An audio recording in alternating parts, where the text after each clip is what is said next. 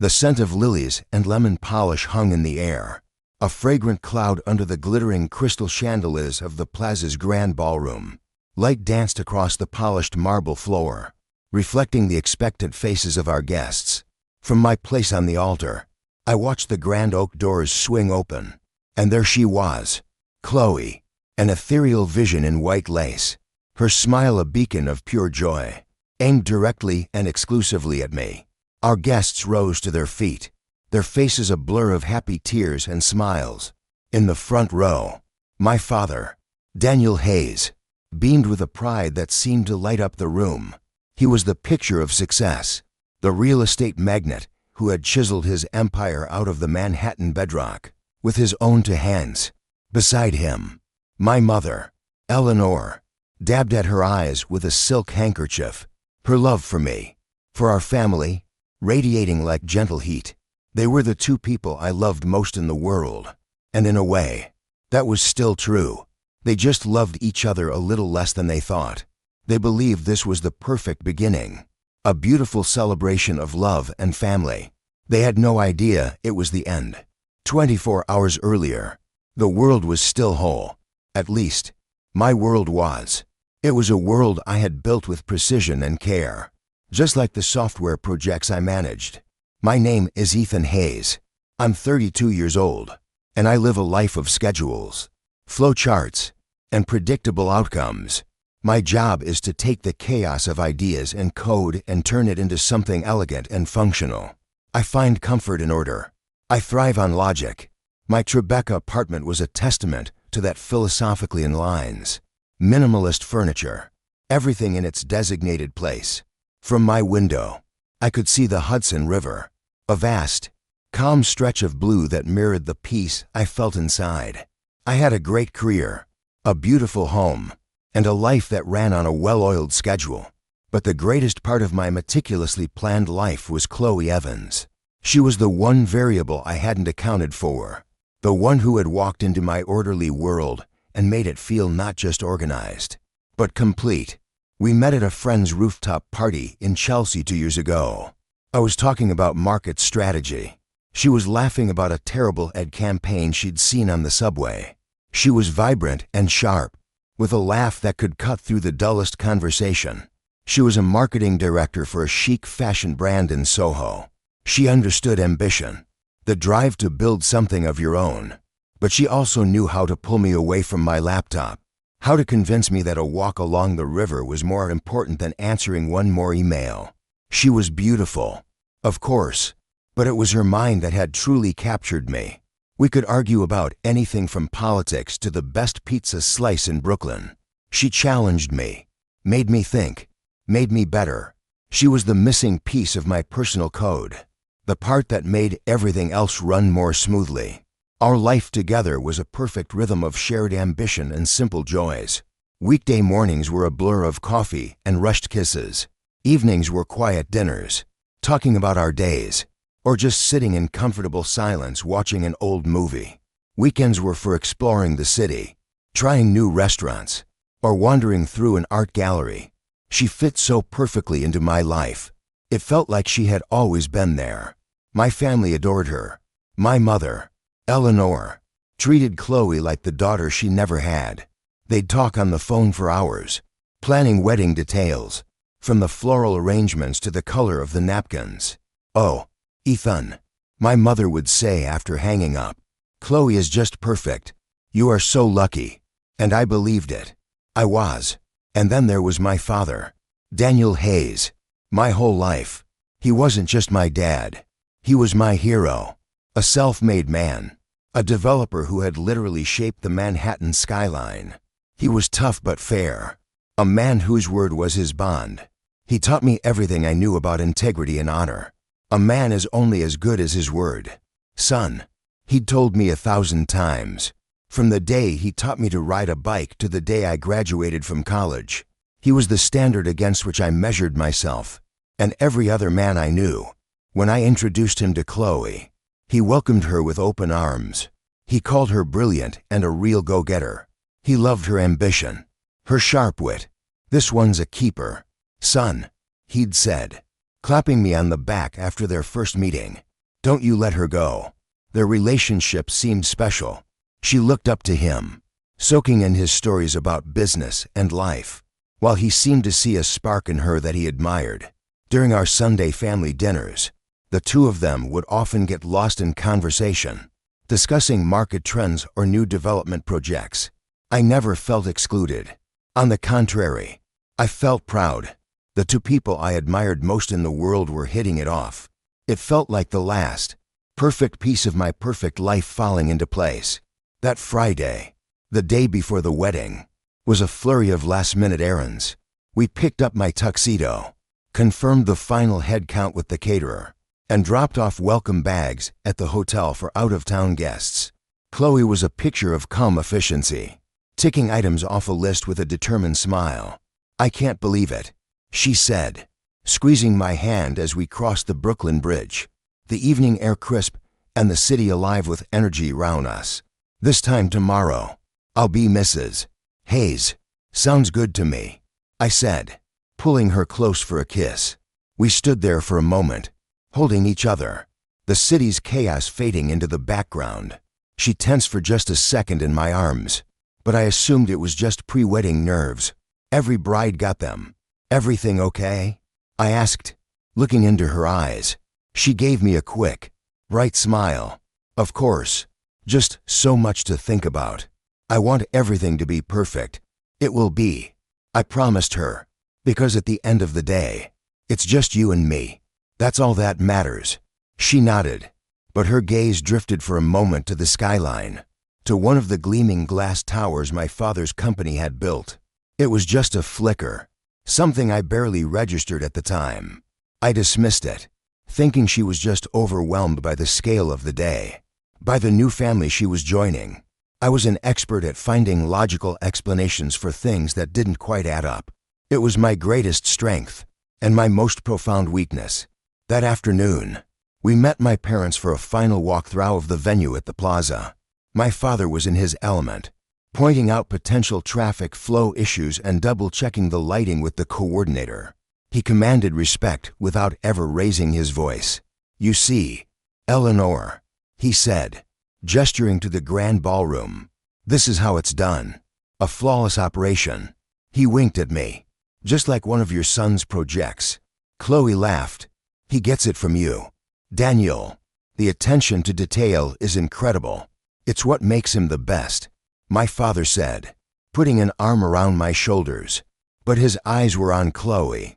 There was an intensity in his gaze that, in retrospect, felt like something more than fatherly affection. It felt proprietary.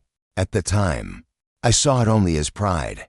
He was proud of me, proud of the woman I had chosen.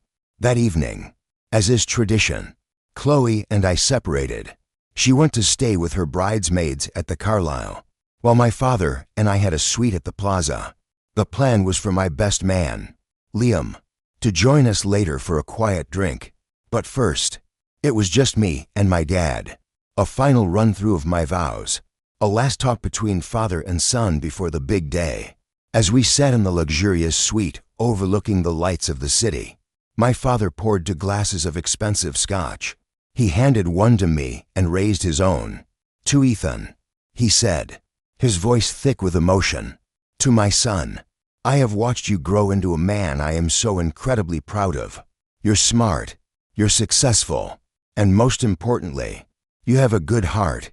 And tomorrow, you marry a woman who is your equal in every way." I couldn't be happier. I felt a lump form in my throat. This was the moment I had imagined for years. The final words of wisdom and praise from the man I respected above all others. "Thanks, Dad," I said, my voice shaking slightly. "I learned everything from you." "Well, you learned the good stuff from me." He chuckled. "Your mother taught you how to be kind." We talked for an hour about the future. He gave me advice on marriage, on partnership, on building a life with someone.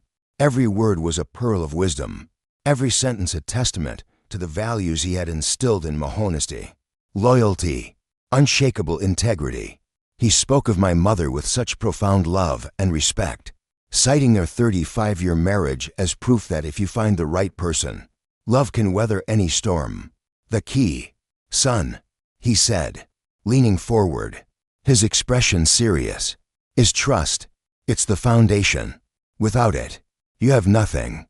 You and Chloe, you have that. I can see it. Protect it. Never, ever break it.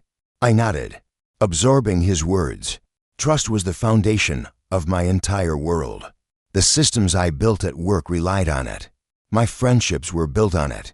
And my love for Chloe was perfect because my trust in her was absolute. My trust in him was the very ground beneath my feet. It was the perfect end to a perfect day. A final, quiet moment with my hero before I started my own family, my own legacy. Everything was as it should be. Everything was in its place. The world was still whole, and I was about to step into the greatest day of my life, utterly oblivious to the fact that it was all a lie. Around 10:30, my father stood and stretched. Well, I should probably head to my own room and let you get some sleep, he said. Big day tomorrow. He walked toward the bathroom, leaving his iPhone on the small table next to his half-empty scotch glass. It was face up, unlocked. I didn't mean to snoop. I had no reason to. My world was built on a foundation of absolute faith in that man. But as I reached for my own glass, his phone screen lit up. A banner notification appeared at the top. It was a text. My eyes caught the sender's name before my brain could process it. Chloe. My heart gave a little flutter of affection. Of course they were close. She was about to be his daughter-in-law. Maybe she was texting to thank him for some wedding advice or help. My eyes lingered on the screen for a moment, an idle glance, and then I read the words on the screen. The words that shattered my perfectly constructed world into a million pieces. The text read, "Still thinking about last night. Can't believe how good you are. Can't wait for our next business trip. P.S. Our secret is safe." The blood in my veins turned to ice. It was a physical sensation, a wave of cold that started in my chest and radiated out to my fingertips. I stared at the screen, my mind refusing to compute the data it was receiving. Last night. There was no last night. I was with her last night, before she went to her hotel. It had to be a mistake, a joke. Maybe she was texting a friend and had the name saved wrong. My logical brain scrambled for an explanation, for a bug in the system, for anything other than the truth. Then a second notification came through. It wasn't a text. It was a picture that left no room for doubt, no possibility of a misunderstanding. It was a selfie, taken from a low angle. Chloe, her hair messy, her makeup slightly smeared, smiling seductively at the camera. Next to her, my father, his arm draped possessively over her bare shoulder. He was looking at her, not the camera, with an expression of pure adoration I had only ever seen him give my mother. They were in a hotel room, the headboard one I didn't recognize. For a moment, I couldn't breathe. The sounds of the city outside with distant sirens. The hum of traffic faded into a dull, low hum. The only sound I could hear was the frantic, panicked thumping of my own heart. This wasn't a mistake. This was a calculated, devastating betrayal. The click of the bathroom door opening. My father walked out, drying his hands on a small towel. My hands were shaking, but my mind, trained by years of crisis management, became oddly clear. In the split second before he looked at me, I did two things. First, I composed my face into a mask of neutrality, of slight fatigue. Second, I picked up my own phone. As he turned, I was lifting it, as if checking the time. "Everything all right, son?" he asked, his voice filled with the same fatherly concern as moments before. The hypocrisy was so stunning it was almost impressive. "Yeah, just tired," I managed, my own voice sounding distant in my ears. "You were right. I should get some sleep." He smiled, walked over, and placed a hand on my shoulder, the same shoulder where his other arm had rested in the picture. I had to fight every instinct in my body not to recoil. "Get some rest," he said. "Tomorrow is the first day of the rest of your life. It's going to be perfect." The word was a physical blow to my gut. I nodded, unable to speak. He gave my shoulder a final squeeze and left the suite. closing the door softly behind him. The moment I was alone, I didn't scream. I didn't throw things. The project manager in my brain took over, silencing the broken, screaming man inside. Assess the damage, gather the data, formulate a plan. I walked over to his phone, now dark. My hands shook so badly I could barely hold it steady. I picked it up. My father, the man who preached about security and caution, used the simplest password imaginable, his own birthday. I opened his messaging app and found the chat thread with Chloe. I scrolled up. It had been going on for months. Messages about late meetings at the office. Texts sent while he was on site visits to Chicago and L.A., cities where Chloe had also happened to be for marketing seminars at the exact same time. There were in jokes that I now understood. Pet names, plans for clandestine meetings. They weren't just sleeping together. They had built a secret life right under my nose, weaving a tapestry of lies so intricate and seamless that I had never once suspected a thing. Then I saw it. The timestamp on the selfie. It was taken at 11:47 p.m. 2 nights ago, the night of my bachelor party, while I was at a steakhouse with my closest friends, toasting my future, my bride, the honor of my family. She was in a hotel room with my father, the man who had called me earlier that evening to wish me well and tell me to behave myself. The rage came then, cold and sharp. It wasn't a hot, blinding fury. It was a focused, clear anger. They hadn't just betrayed me. They had humiliated me. They were planning to let me stand on that altar tomorrow, a smiling, oblivious fool, while they exchanged secret glances over my head. They were going to make me the star of a tragedy without ever giving me the script. My first instinct was to call Chloe, to call my father, to unleash the torrent of hurt and anger building inside. But what would that accomplish? They would deny. They would lie. They would gaslight me, call me crazy, and try to preserve their perfect facade. No, a quiet confrontation wasn't enough. They had designed a public spectacle of my happiness. I would give them a public spectacle of their deceit. Years of managing complex projects had taught me one critical lesson. The most effective solution requires flawless planning and perfect execution. The wedding was not being canceled. The show would go on, but I would be rewriting the final act. For the next 3 hours, I worked. The grief and shock were still there, a leaden weight in my chest, but I compartmentalized it. I had a deadline. First, I forwarded the most incriminating texts and the photograph from his phone to my own. Then I went further. I used a data recovery app I knew from my tech work to pull the image's metadata, the GPS coordinates of the hotel, the device information, the irrefutable timestamp. I uploaded everything: screenshots, the photo, the metadata to a secure cloud server that I controlled. The evidence was secured. Next, I built a web page. It was simple, stark, and brutal in its efficiency. A plain white background. At the top, the photo of Chloe and my father. Below it, the screenshots of their texts, laid out in chronological order. No commentary, no explanation from me. The evidence would speak for itself.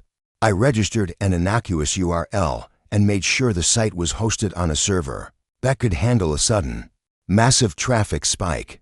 Then, the delivery system, a QR code. Simple and ubiquitous. I designed a small, elegant card, the kind you'd expect to find at a modern wedding. On it, I printed the QR code and, beneath it, a single line in a tasteful script scanned for a special surprise from the bride and groom. I went down to the hotel's 24-hour business center.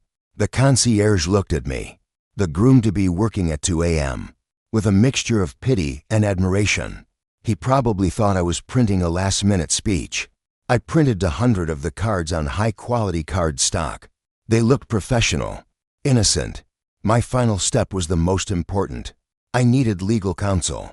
I called Sarah, my lawyer. She'd handled a few real estate closings and business contracts for me. She was sharp, discreet, and someone I trusted implicitly. The phone rang for times before she picked up, her voice thick with sleep. Ethan, it's 2 in the morning. Is everything okay? No, I said flatly. Nothing is okay. But I need your help. I explained everything. From the text on the phone to the webpage I had just finished building.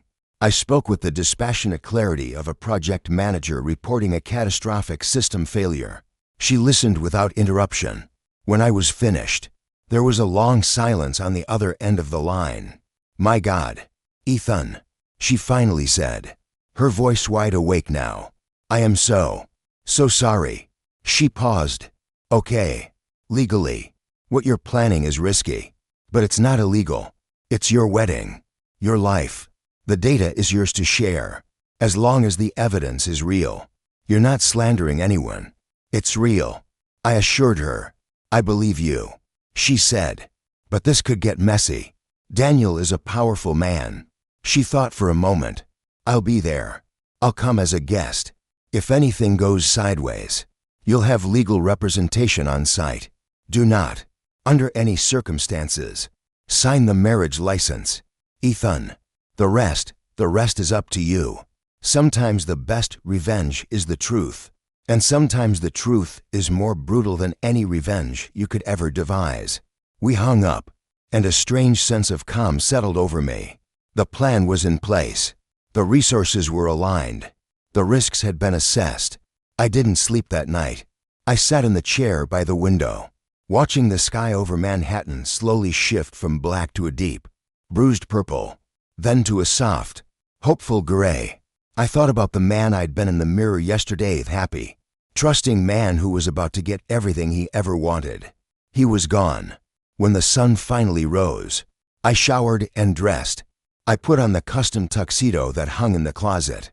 I tied my bow tie with steady hands. I looked at myself in the mirror. The man looking back was a stranger. He was calm. He was focused. He was a man who had spent his life building things. And today, he was going to spend his day destroying one.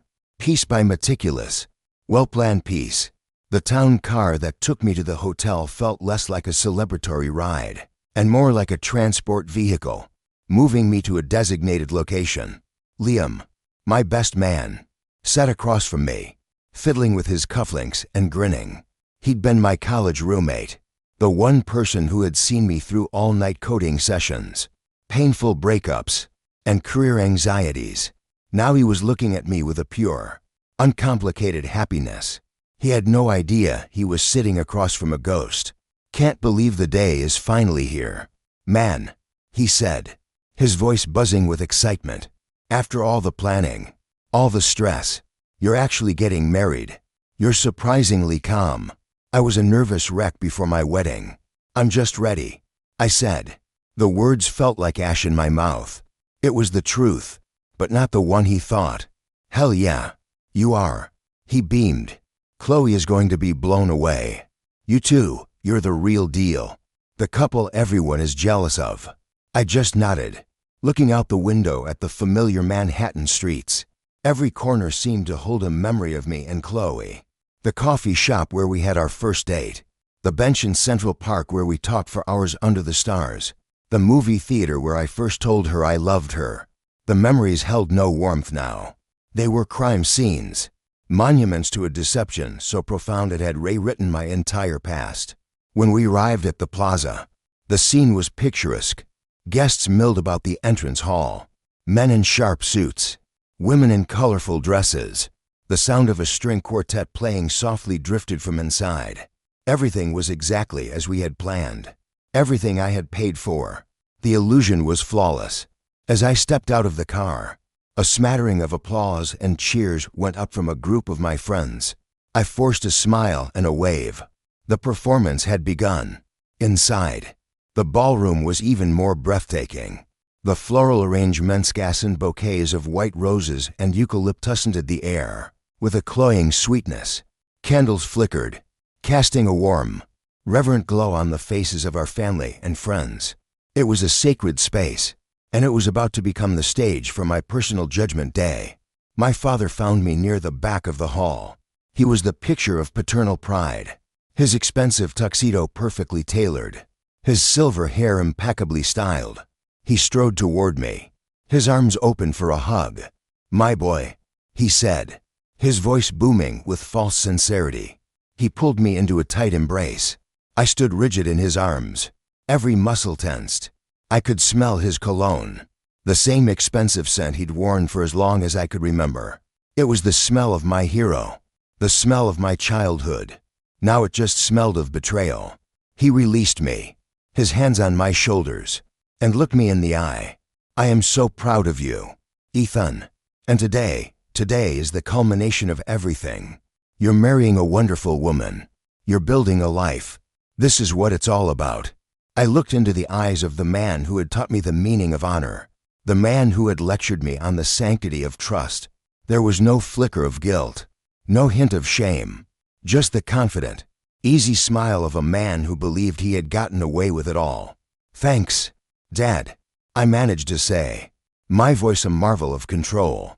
"Couldn't have done it without you. I'm always here for you, son. You know that," he said, giving my shoulder one last firm squeeze before turning to greet a business associate. "I'm always here for you." The words echoed in my head. He was always there, all right, in my fiancée's bed. Then my mother appeared, her face a masterpiece of pure, unadulterated joy. She floated toward me, her blue evening gown shimmering in the candlelight. She looked beautiful and impossibly fragile. Of all the people in this room, she was the true victim, the innocent who was about to be caught in the crossfire of a war she didn't even know was being waged. "Oh, Ethan, my love," she whispered, cupping my face in her hands. Her eyes, the same shade as mine, were welling with happy tears. "Look at you, so handsome. I remember the day you were born like it was yesterday. And now you're a husband." She took a shaky breath. "Chloe is so lucky to have you, and we are so lucky to have her. She's brought so much joy into our lives, especially yours. She's the perfect addition to our family." Every word was a knife twisting in my gut. The guilt I felt was not for my father, not for Chloe, but for her. My plan would not just expose them. It would shatter her world. It would detonate a bomb in the heart of her 35-year marriage, in the heart of her family. But what was the alternative? To let her live in a lie? To let myself live in one? The truth was a destructive force, but the lie was a poison that would slowly kill us all. "I love you, Mom," I said, my voice thick with an emotion she mistook for pre-wedding jitters. "I love you too, my sweet boy," she said, kissing my cheek. "Now go on. Get to your place. Your bride will be here any minute." She squeezed my hand and walked to her seat in the front row, next to the man who had betrayed her in the most intimate way possible. I made my way to the small room off the side of the altar where I was meant to wait. Liam was there, adjusting my bow tie. "You okay? Man, you look like you've seen a ghost." "Just nerves," I lied. "It's all hitting me." Suddenly, the door cracked open, and Chloe peeked her head in. She was in her dress. My breath caught in my throat. The sight of her was physically painful. She was stunning, a vision of bridal perfection. Her hair was swept up in an elegant chignon, and the wedding gown, the one my mother had helped her pick out, fit her as if it had been spun just for her. Her smile was radiant. "It's bad luck to see me," she whispered, her eyes dancing with false excitement. Liam laughed. "I'm out of here." "Then, give you 2 minutes," he said, making a tactful exit. She closed the door and rushed into my arms. "I can't wait," she said, her breath warm on my neck, her face buried in my chest. "I am so excited. Ethan, I can't believe this is real. Soon we'll be husband and wife." I held her, my body stiff and unresponsive. I could feel the delicate lace of her dress, smell her faint perfume, the same one my father had enthusiastically complimented a few weeks ago. The sheer audacity of her performance was breathtaking. She was an Oscar-worthy actress. Here, now, moments after sleeping with my father, she was ready to pledge her eternal love and fidelity to me. "Before God and everyone we knew, I love you so much," she whispered, tilting her head up to look at me, her eyes wide and sincere. I looked down into her beautiful, deceitful face. The woman I thought I knew was gone, replaced by this stranger. A cold, hard certainty settled in my heart. I was doing the right thing. She didn't deserve a gentle breakup. She didn't deserve a quiet exit. She deserved to have her world dismantled with the same public fanfare she had so carefully orchestrated for this wedding. "You should go," I said, my voice colder than I intended. "You don't want to ruin the surprise for everyone." She seemed to notice my tone for the first time. A flicker of concern crossed her features. "Are you okay? You seem distant." "Big day," I said flatly. "A lot on my mind." She accepted the explanation with a nod, her own self-involvement blinding her to the truth. "Okay, I'll see you out there," she said, giving me one last, quick kiss. It felt like being kissed by a snake. As she left, I saw Maria, my wedding coordinator, in the hall. She was the consummate professional, unflappable and efficient. It was time. I walked over to her, pulling the stack of neatly printed cards from the inside pocket of my tuxedo jacket. "Maria," I said, keeping my voice low and even. "A small, last-minute addition." She looked at the cards. "What are these?" "It's a link to our online guestbook. A little surprise," I explained smoothly. "We'd like your staff to start handing them out to the guests as they're seated. Just one per couple or family. Tell them it's a special message from us." "Of course," she said, unfazed. It was a modern, tech-savvy request that fit perfectly with my project manager persona.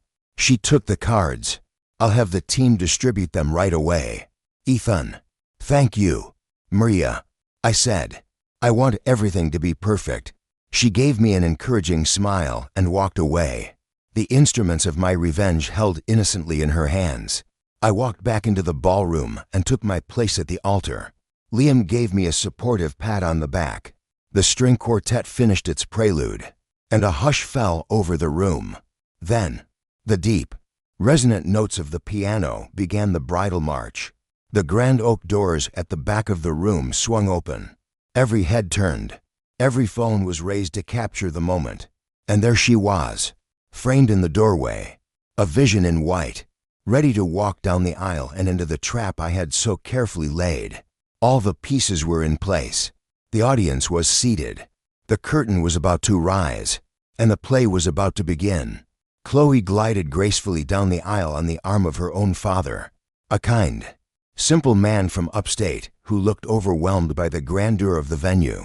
He was an apple farmer, a man whose hands were calloused from a lifetime of hard work. He looked at his daughter with a pure, uncomplicated love. He had no idea he was leading her to her own execution. When Chloe reached the altar, her father placed her hand in mine. He leaned in and whispered, "Take care of my girl, Ethan." The sincerity in his voice was a sharp pang of guilt. He was another innocent who would be hurt today. I took Chloe's hand. It was ice cold, or maybe it was just my own that was numb. I gave her father a solemn nod, and we turned to face the officiant. The ceremony had begun. Mr. Thompson, a professional officiant who had known my family for years, began with the customary opening words. He spoke of love, of commitment, of the sacred bond of marriage. His words washed over me, empty platitudes in the face of the ugly truth. My focus wasn't on him, but on the audience. From my vantage point, I could see the entire ballroom. I watched as Maria's assistants moved gracefully and silently through the rows of guests. They moved like shadows, pausing at the end of each row to hand out the small, elegant cards. I watched my Uncle Robert, a retired accountant who lived by the numbers, be the first to receive one. He put on his reading glasses, regarded the card with curiosity, and then pulled out his phone. My heart began to beat like a drum. This was it. The first domino was about to fall. I saw the screen of my uncle's phone light up as he scanned the QR code. I watched the rapid progression of expressions on his face. First, curiosity. Then, confusion. As his brow furrowed, he tilted his head, trying to make sense of what he was seeing. Then his eyes widened in disbelief, his mouth falling slightly open. He snapped his head up from the phone, his gaze darting from me to Chloe, to my father sitting in the front row. The final expression that landed on his face was one of profound disgust. He quietly passed the phone to my Aunt Carol beside him. Her reaction was even more pronounced, a sharp, audible gasp that she quickly smothered with her hand. The ripple had begun. On the other side of the aisle, Chloe's family was receiving their cards. Her sister, the maid of honor, scanned the code with a playful smile, probably expecting a cute slideshow of baby pictures. The smile vanished from her face as if it had been wiped clean. She stared at the screen, her face ashen. She looked at her mother, her eyes wide with panic. The whispering started then, quiet at first, like the rustling of leaves, but growing in volume and intensity with every passing second. A low, continuous hum of shock spread through the room. People were no longer listening to the officiant's homily on the virtues of fidelity. They were bent over their phones, their faces lit by the pale, blue light of the screens, sharing the shocking evidence with their neighbors. Chloe, facing the altar, was oblivious. She was in her own perfect bubble, smiling serenely as the officiant spoke of devotion and trust. She didn't notice the change in atmosphere, but my father did. I saw him lean forward, his brow furrowed. He could feel the shift in the room's energy. He saw the phones, the whispers, the stunned glances being thrown his way. He looked confused, then annoyed, probably thinking some social media post had gone viral and was distracting the guests. He shot a stern look at a cousin in the third row who was openly showing his phone. To the person next to him, the hardest part was watching my mother, Aunt Carol, her face a mask of pity and horror, leaned over and offered her the phone. My mother took it with a gentle, quizzical smile, thinking she was being let in on a fun, modern wedding surprise. I watched that smile slowly fade. I watched it dissolve completely, replaced by a look of utter bewilderment. She squinted at the screen, bringing it closer to her face, as if she couldn't believe what she was seeing. And then I saw the moment the truth landed. It wasn't a loud or dramatic realization. It was a quiet, internal collapse. Her shoulders slumped. The color drained from her face. The hand holding the phone began to tremble. She looked from the screen to her husband, the man she had loved and trusted for 35 years. And then she looked at me. Her eyes were wide with a pain so deep and devastating I had to look away. She didn't cry. Not yet. She just sat there, perfectly still, as her entire world crumbled around her in the quiet, sacred space of the ceremony. My father saw her expression. He saw the phone in her hand. He leaned over to whisper something to her, but she flinched away from him, as if his touch would burn. Horror began to dawn on his face. He finally understood. This was no random distraction. This was about him. At the altar, Mr. Thompson was moving into the main event. He smiled at us, oblivious to the silent chaos unfolding in the audience. And now, he said in his warm voice, we come to the moment where Ethan and Chloe will declare their intention to enter into the holy union of marriage. Chloe turned to face me, her eyes sparkling. This was her moment, the culmination of all her plans, all her lies. She was ready to say her vows. I, on the other hand, felt strangely calm. The project was entering its final, critical phase. The system was live. The users were engaged.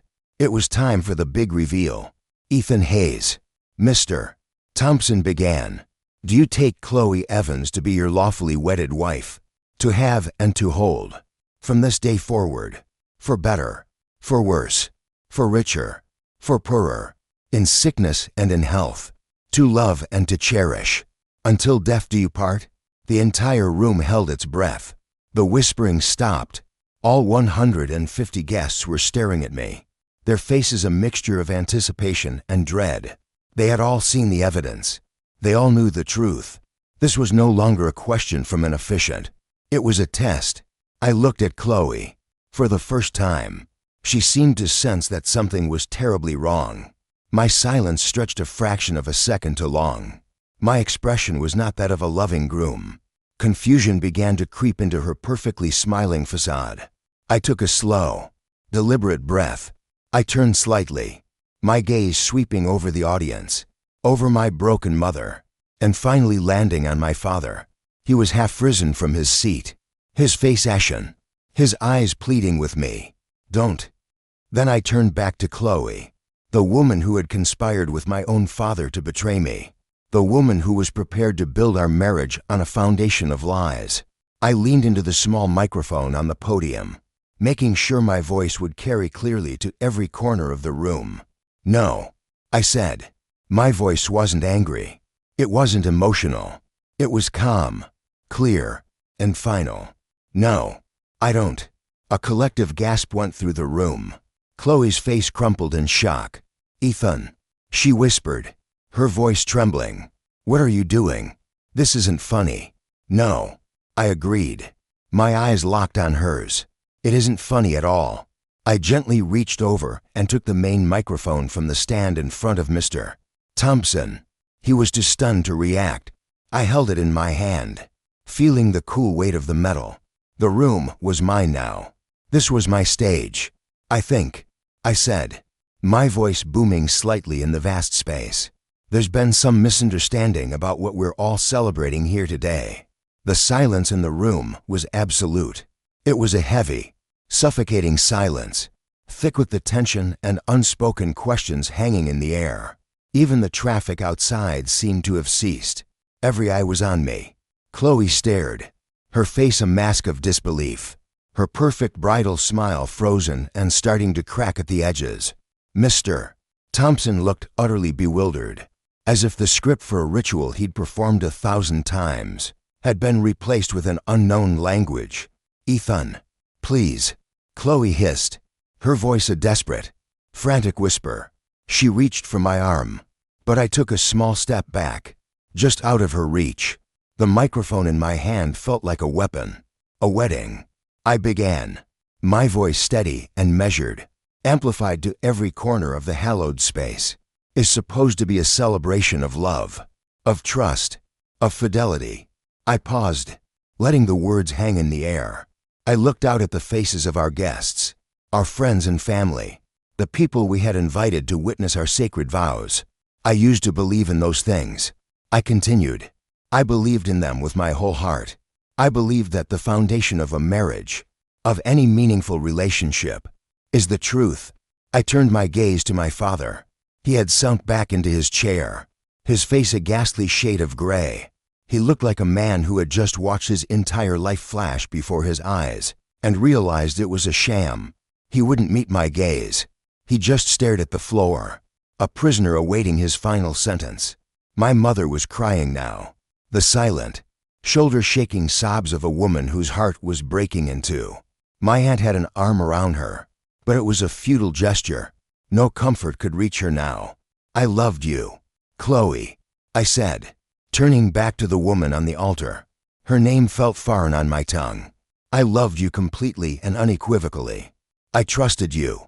I was ready to give you my entire life, my future. I love you, she insisted, her voice rising with panic. Ethan, whatever this is, we can talk about it later. Please, don't do this. She was still trying to save the performance, still hoping she could manage the crisis and get the show back on track. And Dad, I said, my voice hardening as I addressed the front row, I didn't just love you. I idolized you. You were my hero, the man who taught me about honor, the man who told me, just last night, that trust is the foundation of everything. You were my moral compass. I let a beat of silence pass, a silence more damning than any accusation. It turns out, I said, my voice dropping to almost a whisper, but one the microphone carried to every ear. My compass is broken. Chloe's eyes darted frantically between me and my father. The first real glimmer of understanding, of utter terror, was dawning in her eyes. She was putting it all together with strange mood in the room. My words, the horrified look on my father's face. The trap was closing. Most of you here, I said, addressing the crowd again, have probably been brought up to speed. You've seen the special surprise that was handed out earlier." A fresh wave of murmurs went through the guests. Those who hadn't seen the evidence were now being shown phones by their neighbors. The truth was now universal. Nothing was a secret in this room anymore, except the one Chloe was still desperately clinging to. "What are you talking about?" she demanded, her voice shaking. "What surprise?" I smiled a cold, empty smile. "The one you and my father planned together. Your business trips." The color drained from her face. It was a direct hit.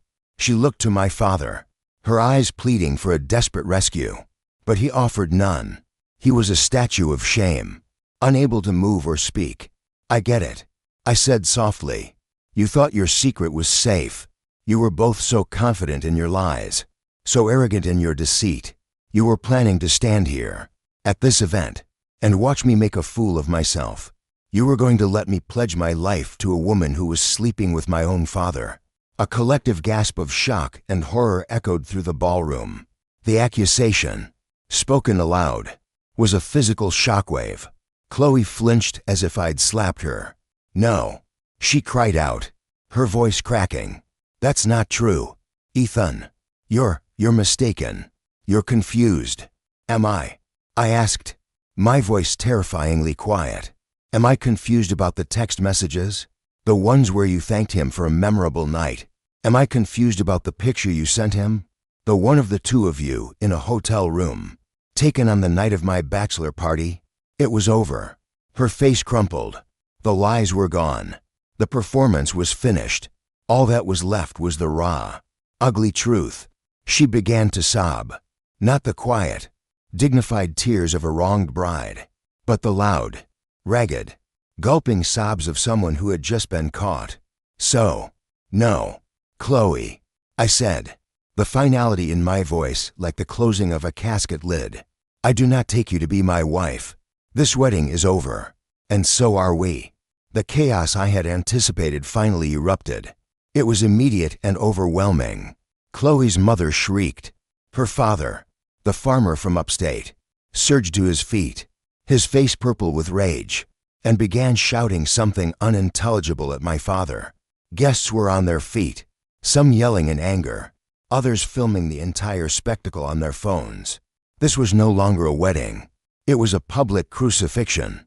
My father finally moved. He tried to stand, to say something, but my Uncle Robert, sitting behind him, put a heavy hand on his shoulder and pushed him back down into his chair. "You've done enough, Daniel," I heard him say, his voice thick with contempt. Amid the chaos, I carefully placed the microphone back on its stand. My work here was done. I turned my back on Chloe's sobbing form, on my father's public disgrace, on my mother's inconsolable grief. I looked at Liam, who stood beside me, his face a mask of shock and dawning rage on my behalf. I gave him a slight nod. "It's okay. I'm okay." Then, I turned and started walking. I walked across the altar, down the steps, and toward the long, crimson-carpeted aisle. But I wasn't walking away as a groom. I was walking away from the wreckage of my life. The guests parted from me like the Red Sea. No one tried to stop me. No one said a word to me. They just watched, their faces filled with shock, pity, and a morbid fascination. They were watching a man who had taken the ultimate betrayal and turned it into a perfectly executed act of public justice. As I walked, I didn't feel triumph. I didn't feel joy. I felt a profound, hollow emptiness. I had exposed the truth. I had won. But it was a victory that had cost me everything I had ever loved. The pain was still there, a massive, open wound in my chest. But as I walked, I also felt something I hadn't expected. Relief. The relief of not having to pretend anymore. The relief of knowing the truth, no matter how ugly, was out in the open. The relief of being free from the web of lies that had almost suffocated me. I didn't look back. I kept my eyes fixed on the grand oak doors at the end of the aisle, on the bright rectangle of daylight that represented my escape. The noise, the shouting, the crying, it all began to fade behind me, becoming the soundtrack to a life that was no longer mine. I was walking away from Chloe, From my father. And from the man I used to be. The man who believed in perfect plans and predictable outcomes. That man was gone forever. And I was stepping out into the cold, clean air of a future I would have to build from scratch. I reached the grand oak doors and pushed them open. The crisp afternoon air hit my face like a splash of cold water. It was a welcome sensory jolt. The sounds of the city, a distant siren, the rumble of a passing subway train, the chatter of Piaplerichten to fill the void. For a moment, I just stood on the top step of the hotel entrance, breathing in and out. The air felt clean, untainted by the lies and hypocrisy suffocating the ballroom behind me. The chaos I had unleashed was still audible, a dull roar of human drama echoing from within the hotel. It was the sound of a world ending. My world. But out here, on the bustling streets of Manhattan, the world kept moving, indifferent to the personal apocalypse I had just orchestrated. There was a strange comfort in that. My tragedy was just a tiny, insignificant story in a city of millions. A moment later, the doors opened again. It was Liam. He came to stand beside me, his face a battlefield of conflicting emotions, anger, disbelief, and fierce loyalty. Ethan. Holy hell. He choked out, at a loss for words. I don't know what to say. Man, are you okay? I turned to my best friend, and the illusion I had maintained for the last 24 hours finally broke. The cool, calculating project manager retreated, and the wounded man took his place. No, Liam, I said, my voice finally cracking. I'm not okay. Not even close. But I'm better than I was yesterday. He put a hand on my shoulder, his grip firm and grounding. What they did, it's unforgivable. I can't believe it. Your own father. He shook his head, his own anger simmering. If you want me to go back in there and knock his teeth out, just say the word. I managed a weak, tired smile. Thanks, man. But it's over. The truth is out. That hurts more than any punch. Suddenly, guests began to spill out of the hotel, their faces a gallery of shock. They emerged not as a happy, festive wedding party, but like survivors stumbling from a wreck. Some saw me and quickly looked away, as if my pain was to rot a witness. Others gave me looks of deep sympathy, small nods of solidarity. A few of my colleagues approached cautiously. Mark, my boss, a man I respected immensely, came over and put a hand on my other shoulder. Ethan, he said, his voice low and serious. I am so sorry. What you did in there, that took a kind of courage I can't even imagine. Take whatever time you need. Your job is safe. We've got your back. His words meant more than he knew. They were an anchor in the storm, a reminder that not every part of my life was built on a lie. The spectacle wasn't over. A small crowd of onlookers had gathered on the sidewalk, drawn by the sight of a lone groom standing before the hotel while chaos erupted behind him. Phones were out, recording. The story of my public revenge was already beginning its journey into the digital world. Then Chloe appeared in the doorway. Her face was a wreck, streaked with mascara, her expression a mask of desperation and fury. Her beautiful white dress now looked like a costume from a tragedy. She saw me and lunged forward, her movements jerky and graceless. Ethan, she shrieked, her voice raw. How could you do this to me? To us? You ruined everything. The absurdity of her accusation was almost laughable. I ruined everything? I asked, my voice dangerously quiet. I'm not the one who slept with my fiancée's father. She flinched. The crowd of onlookers gasped. She had just confirmed the accusation for anyone who hadn't been inside. You should have told me privately, she screeched, her voice rising hysterically. You should have been a man about it. You didn't have to humiliate me in front of everyone we know. Humiliate? I shot back, the cold anger returning. You want to talk about humiliation? You were going to let me stand on that altar and marry you. You were going to let me say my vows to you, knowing you had just been in bed with my father. You didn't just betray me. Chloe, you tried to turn me into the ultimate fool. You wanted a public celebration, a grand spectacle. Well, you got one. This is the spectacle you deserve." She had no answer for that. The truth was indefensible. She just stood there sobbing. The beautiful bride turned public pariah. The hotel doors opened again. And this time, it was my father. He looked 10 years older than he had an hour ago. His face was ashen. His eyes hollow. He walked toward me. His steps unsteady. My mother was not with him. "Ethan," he began. His voice a hoarse rasp. "Son, we need to talk." "No," I said, cutting him off sharply. "We don't. We have nothing left to talk about. Ever. Please," he begged, his voice cracking. "Let me explain." "Explain what?" I demanded, my voice rising for the first time. "Explain how you looked me in the eye last night and lectured me about trust. Explain how you hugged me this morning and told me you were proud. Or should we start with the picture? You explain that picture to me, and then you can go explain it to Mom." At the mention of my mother, he seemed to visibly deflate. The shame was so intense it was like a physical force, bending him over. He looked utterly broken.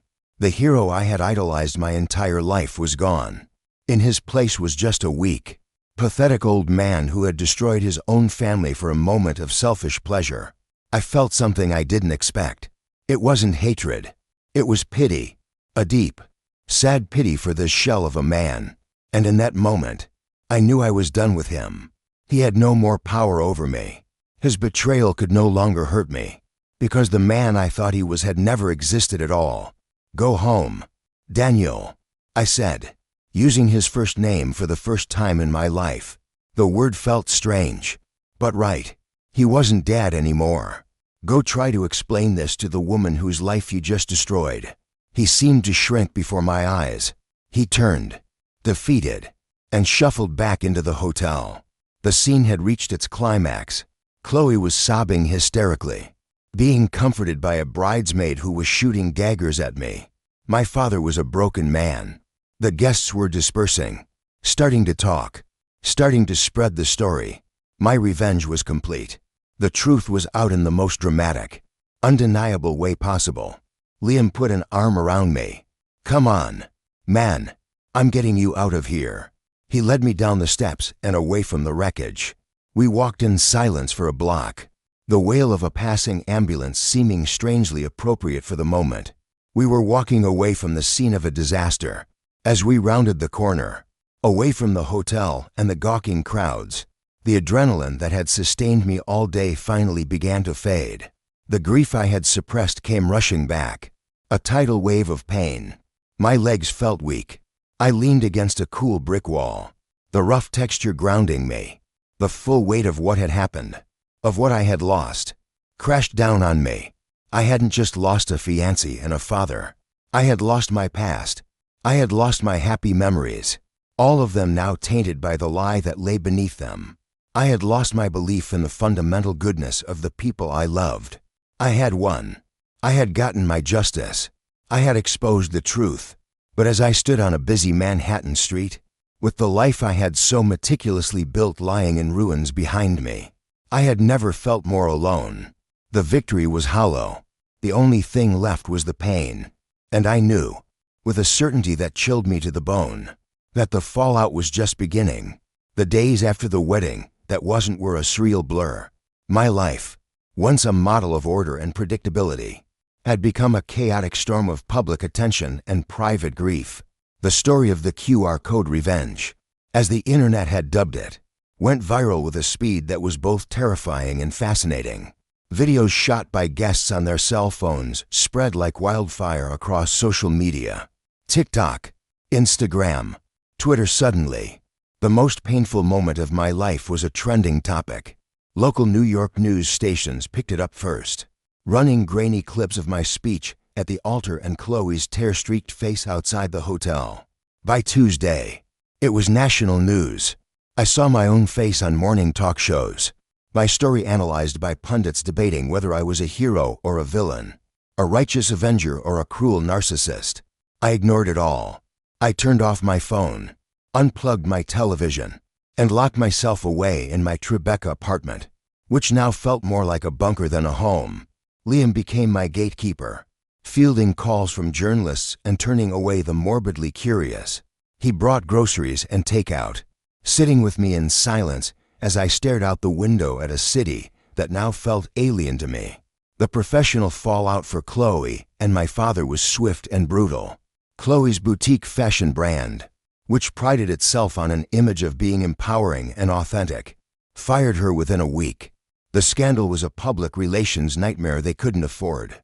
A company spokesperson gave a cold, formal statement about upholding the brand's values, and just like that, her career became collateral damage.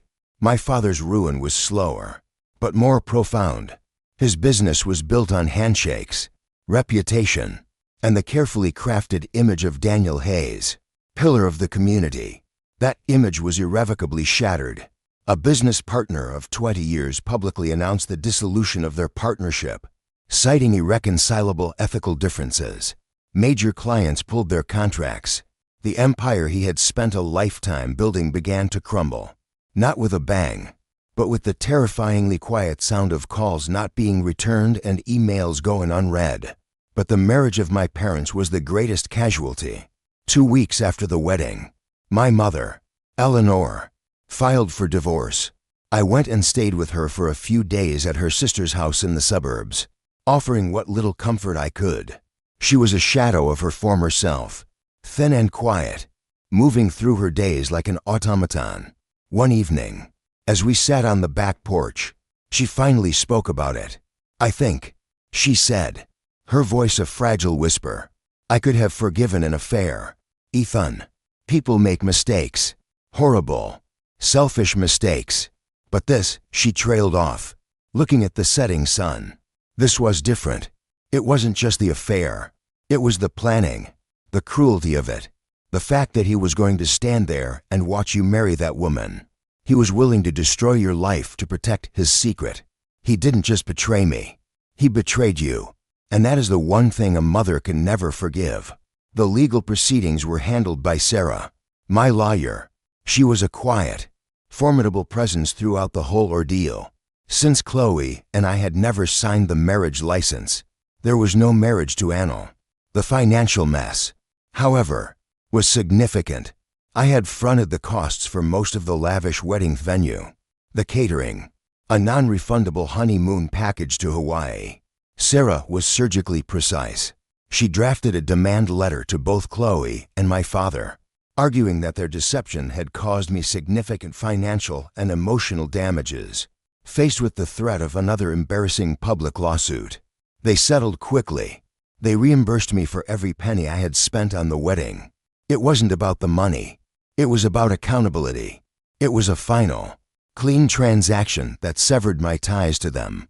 I took 2 weeks off from work.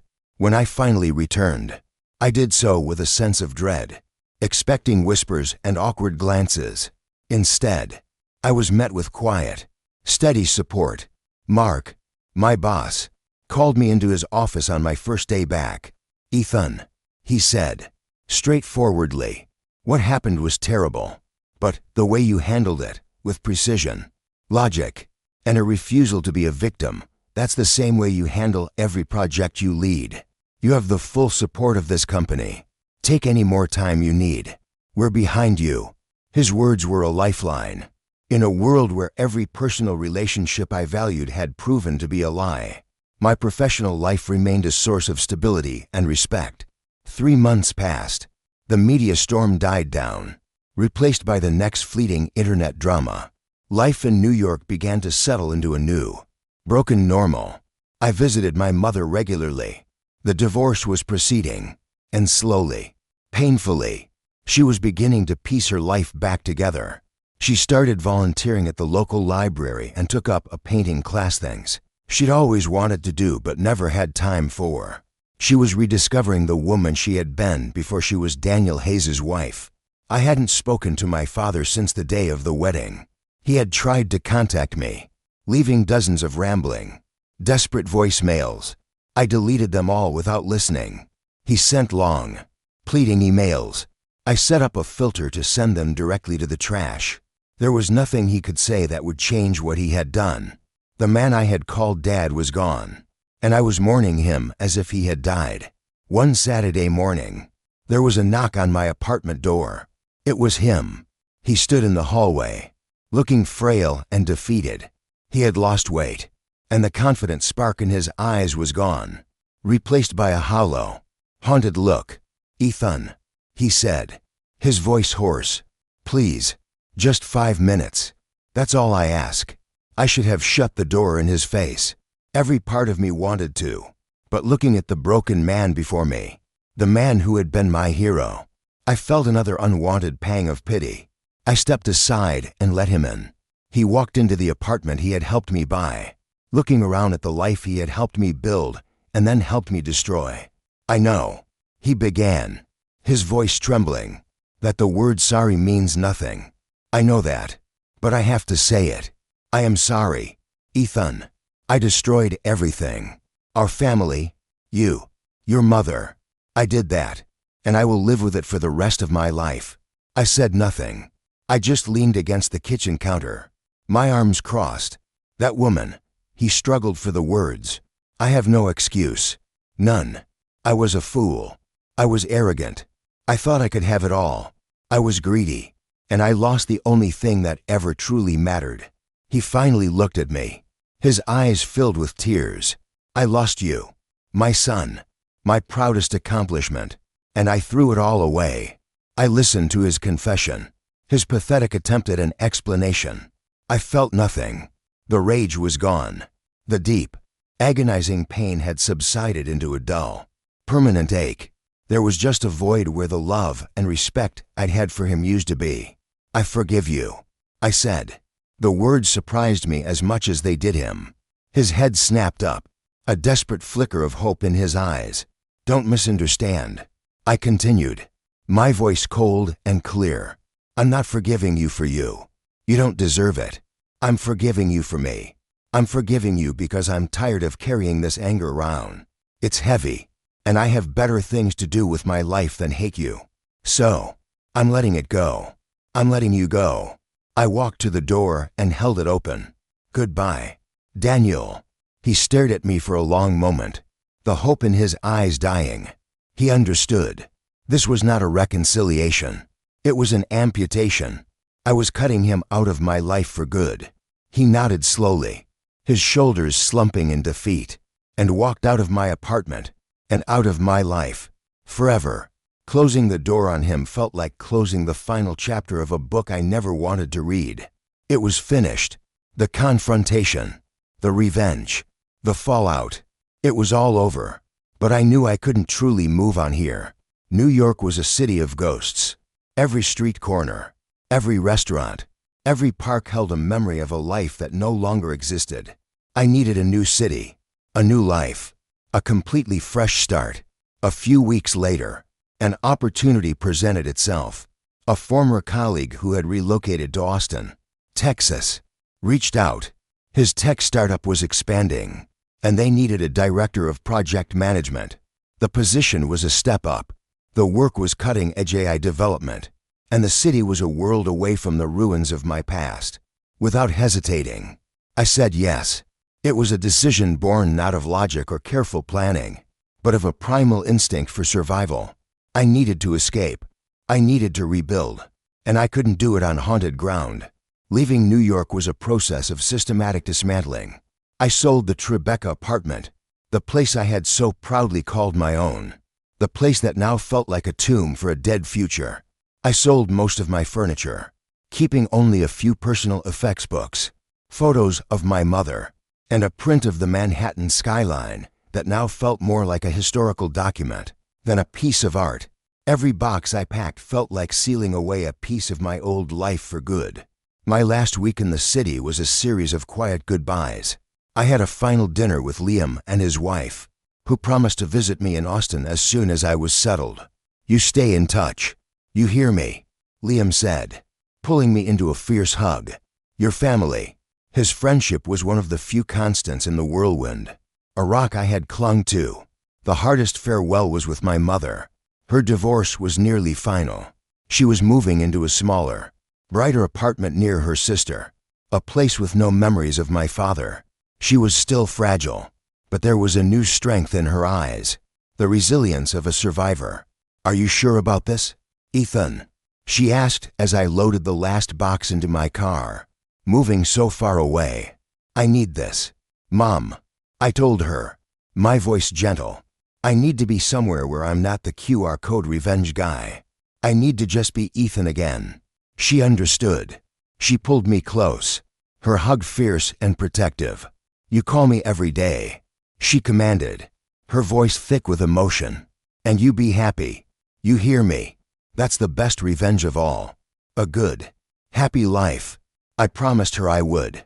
As I drove out of New York, I didn't look back. I watched the iconic skyline shrink in my rearview mirror until it was just a faint silhouette on the horizon. And then it was gone. Austin was another world. Not just in distance, but in spirit. It was a city buzzing with a bright, youthful energy. A place focused on the future, not the past. My new job was challenging and exciting. I led a team of brilliant, driven engineers, working on projects that stretched my intellect and pushed boundaries. My new colleagues knew nothing of my story. To them, I was just Ethan Hayes, the sharp new director from New York. I was a blank slate, and the freedom of that anonymity was intoxicating. I found a small house in a quiet neighborhood with a yard full of big trees. It was the antithesis of my sleek, minimalist apartment in New York. It was warm, unpretentious, and felt like a place where someone could actually live, not just exist. I started exploring my new city on weekends, discovering hiking trails, listening to live music in small bars, and developing a deep appreciation for Texas barbecue. Slowly, without me even realizing it, I began to heal. The dull ache in my chest started to fade, replaced by a sense of cautious optimism. I learned to trust again, starting small, trusting a colleague to meet a deadline, trusting a new friend's restaurant recommendation. Each small act of faith was a step toward rebuilding the part of me that had been broken. 6 months after I moved to Austin, I was on a hiking trail overlooking the city. The sun was setting, painting the sky in fiery shades of orange and purple. My phone buzzed in my pocket. It was a picture message from my mother. She was standing in front of an easel, a paintbrush in her hand, smiling proudly. On the easel was a surprisingly beautiful watercolor painting of a garden. The caption read, "Who knew I had it in me?" I smiled, a real, unforced smile. She was finding her way. We both were. I would get occasional updates on my old life from Liam. He heard that Chloe had moved back in with her parents in her hometown. Her marketing career was in tatters. She had vanished from social media, retreating into anonymity. My father had sold his company for a fraction of its former worth and was living a quiet, solitary life in a condo in Florida. Their affair, the passionate, secret love that had destroyed so many lives, had burned out almost immediately after the wedding, under the harsh glare of public scrutiny. Their connection had proven to be as shallow and fragile as they were. The scandal that brought them together was, in the end, the thing that tore them, and everyone around them, apart. Their story was not my story anymore. It was just a footnote in a chapter of my life that was now closed. Standing on that hill, looking out at the endless Texas sky, I thought about the man I had been a year ago. The man who believed his meticulously planned life was perfect. The man who had no idea how fragile his world truly was. The betrayal had almost destroyed me. It had hollowed me out, leaving me with nothing but anger and a thirst for a calculated, brutal form of justice. I had achieved that. I had my revenge. But revenge, I had learned, is a cold, empty meal. It doesn't heal the wound. It doesn't bring back what was lost. What had truly healed me was walking away. It was the decision to forgive, not for them, but for myself. It was the courage to start over, to build something new from the wreckage. My mother was right. The best revenge wasn't a public spectacle. It was a quiet, good life. The experience had taught me invaluable lessons. It taught me to see the warning signs, the small inconsistencies between what people say and what they do. It made me a better judge of character, a skill that served me well in both my personal and professional life. It taught me that trust isn't something to be given blindly. It must be earned. But most importantly, it didn't make me bitter. It didn't close my heart off for good. It just made me wiser. It taught me that while some people will inevitably let you down, there are others, like Liam, like my mother, whose loyalty is true. I took a deep breath, taking in the warm, clean air. I was no longer the ghost of a man whose life had been stolen. I was just Ethan, a man who had survived his own self-made apocalypse, a man who had walked through fire and come out the other side, scarred but stronger. I was ready to trust again. I was ready to live again, starting with myself. My life was no longer a perfect, predictable flowchart. It was an open road, and for the first time in a very long time, I was excited to see where it would lead. I turned my back on the sunset and started walking back down the trail, back toward my new house and my new life.